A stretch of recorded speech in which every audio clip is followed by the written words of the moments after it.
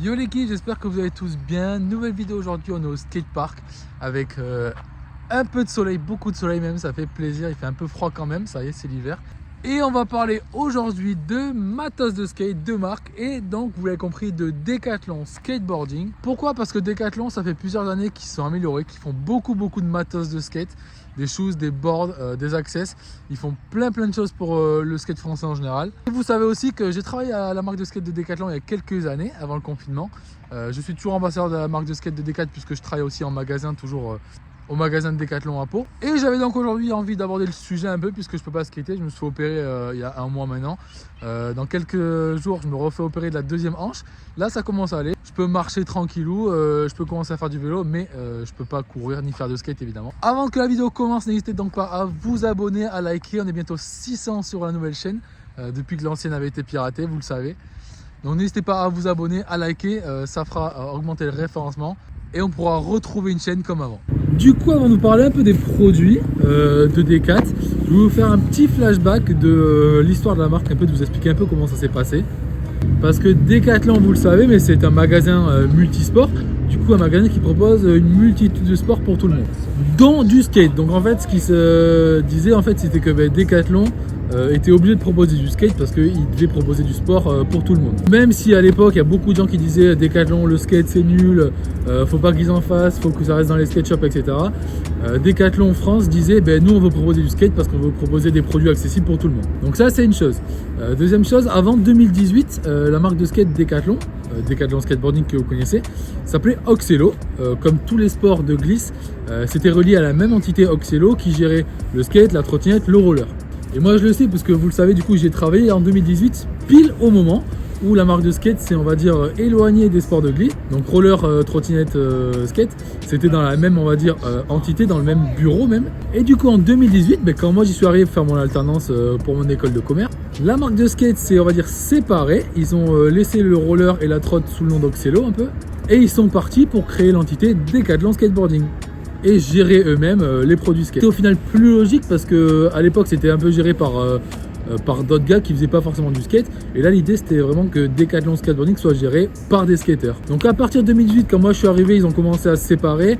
Au Bitume Village, il y a un petit skatepark intérieur qui a été créé dans l'enceinte du Bitume Village, à côté des locaux de la marque pour pouvoir tester les produits, faire skater du monde, créer un petit lieu de pratique. Et moi je suis arrivé à cette période, donc c'était vraiment très cool. Dans la suite des événements, il y a eu le Covid, tout ça, la marque de skate s'est encore plus séparée du bureau du roller et de la trotte, puisqu'ils ont créé leur propre skatepark local que vous connaissez, le skatepark couvert à Decathlon, et ils ont créé leur bureau juste au-dessus en mezzanine. Comme ça, l'idée c'est de pouvoir tester les produits dans leur skatepark, créer vraiment un lieu de pratique vraiment cool pour les skateurs à Lille, et avoir leur bureau juste au-dessus pour pouvoir observer les skateurs en action. Maintenant, je vais vous parler un peu de l'amélioration des produits, que ce soit des chaussures, des boards, des access, des modules, tout ça. Parce qu'au final, je l'ai vécu vu que j'ai travaillé un peu dans la marque de skate, et j'ai aussi fait un master en école de commerce, donc je sais un peu comment les produits se construisent. Ce qu'il faut savoir, c'est qu'à la base, du coup, Decathlon a toujours fait du skate.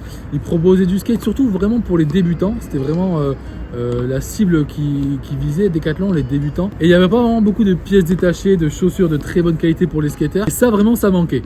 Et c'est ce qui nuisait aussi à l'image de la marque. Du coup, depuis 2018 qu'ils ont commencé à se séparer des autres marques, ils ont commencé à se dire qu'il faut vraiment qu'on améliore les produits et qu'on propose des produits vraiment pour les skateurs un peu plus experts. Ce qui s'est fait en fait en général, ce qui se fait pour tout produit, il y a eu un benchmark. Donc un benchmark dans le commerce, c'est en fait une analyse du marché des produits. Donc ce qu'on fait, par exemple, on va chercher une planche de skate Primitive, on va chercher une planche de skate Girl, on va chercher une planche de skate d'une autre marque. On les teste, on regarde ce qui marche bien, ce qui marche pas, comment sont fait les planches. Et après, en fait, nous, on va essayer, en fait, je dis ça pour Decathlon, mais ça se fait pour toutes les marques en général dans le monde. On va essayer de reproduire un peu ce qui marche bien, pas de copier, c'est pas une copie, mais c'est en fait essayer d'adapter pour sa propre marque, s'approprier ce qu'on aime bien sur les autres produits et rajouter une petite touche personnelle qu'on aime bien. Ils ont fait ça du coup pour les planches de skate, ils ont fait ça aussi pour les chaussures, pour améliorer la résistance des chaussures. Vous l'avez vu avec cette nouvelle chaussure que j'ai testée, le modèle Joseph Garbaccio. Il est vraiment incroyable, vous l'avez vu dans le test, mais la résistance, l'amorti, le maintien, il est vraiment top. Donc tout ça, ça vient du benchmark et aussi des tests puisque Decathlon, mais comme toutes les autres marques aussi, ils font des prototypes, ils les font tester par des skaters, là par Joseph Garbacho, et ils les font approuver et ils les mettent sur le marché. Et j'ai un super exemple pour ça que j'ai pu faire moi-même, 2 exemples même. Quand j'étais à la marque de skate à Decathlon à Lille, j'ai fait des tests produits pour les chaussures. Donc quand ils sortaient les chaussures Vulca à l'époque, on a pris 2 modèles différents qu'ils avaient fait des prototypes. On les a testés et en fait il fallait dire en fait quelle chaussure était la meilleure en ressenti. On regardait l'usure des chaussures parce que c'était pas la même matière sur le dessus. On regardait l'usure des chaussures et on disait mais voilà, celle-ci elle a mieux résisté à ce test, celle-ci elle a mieux résisté à celui-là. Pareil pour le rail de skate, quand le rail de skate est sorti en 2019-2020 je crois, à l'époque du Covid, il est sorti pour le Covid, c'était vraiment incroyable. Il faut savoir qu'en 2018, quand moi j'ai travaillé à la marque de skate, j'ai pu faire des tests sur le rail de skate en fait pour tester la résistance du rail, voir s'il tenait bien, voir si quand on skatait dessus il bougeait ou pas, si les pieds ils accrochaient bien au sol.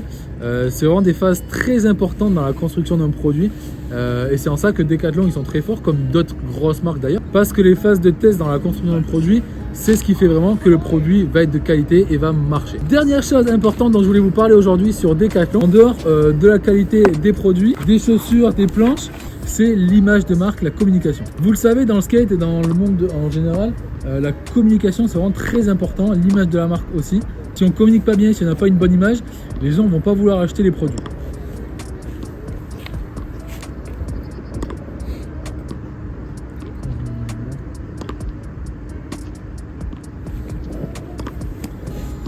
Du coup là, ce qui était important sur la reconstruction de la marque Decathlon Skateboarding, ça a été vraiment le changement de nom de marque. On voulait plus être affilié à Oxelo parce que c'était un peu apparenté à une image de débutant, de skate un peu cheap, et Decathlon a voulu se séparer un peu de ça, donc ils ont renommé la marque qui s'appelle maintenant Decathlon Skateboarding. Ça c'est une première chose. Deuxième chose, l'amélioration de la communication avec les réseaux sociaux, tout ça. Ils ont créé leur propre page Instagram. Ils ont commencé par sponsoriser tous les ambassadeurs magasins qui faisaient du skate. Moi par exemple à l'époque je travaillais en magasin, je travaillais à la marque et j'ai pu être ambassadeur de la marque, donc tester les produits et représenter la marque sur mes réseaux et sur les lieux de pratique, sur les skateparks. Et maintenant depuis le Covid, depuis 2020, 2021, 2022, ils commencent à sponsoriser beaucoup des skateurs externes, pas que les skateurs qui travaillent chez Decathlon comme c'était fait à l'époque, pas mal de skateurs externes qui sont pas chez Decathlon. Et beaucoup de skateurs haut niveau, vous l'avez vu avec Joseph Garbacho, avec Adrien Bullard, Benjamin Garcia, Edouard Dameistoy qui est énorme en rampe. Tout ça du coup ça va contribuer à une meilleure image de marque pour Decathlon. Donc on récapitule un peu, je voulais vous parler un peu aujourd'hui de Decathlon parce que j'y ai bossé, parce que je bosse toujours en magasin et parce que c'est un peu au cœur des débats. Acheter en skate shop, pas acheter en skate shop.